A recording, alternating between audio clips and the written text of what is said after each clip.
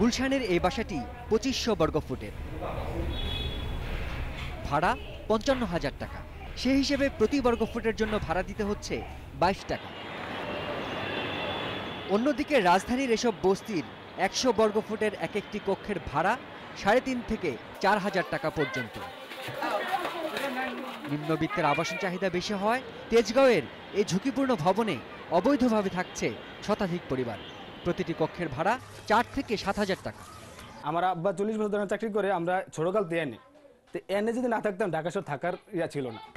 স্থপতি প্রতিষ্ঠান ভিত্তি স্থপতি বৃন্দ লিমিটেডের প্রতিবেদন বলছে, রাজধানীর অভিজাত এলাকা গুলশান, বনানী, বারিধারা এবং ধানমন্ডিতে গড়ে প্রতি বর্গফুটের ভাড়া আদায় হয় 25 টাকার কম।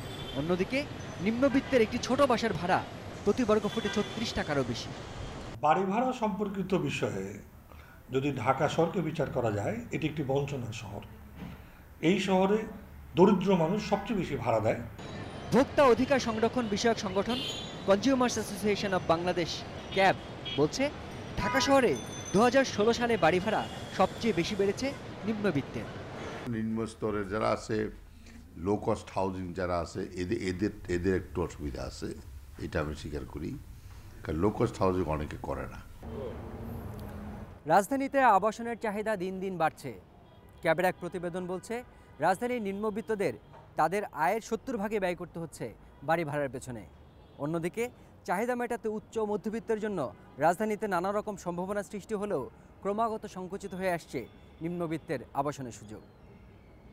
শিমুল বাশার, ইন্ডিপেন্ডেন্ট নিউজ, ঢাকা।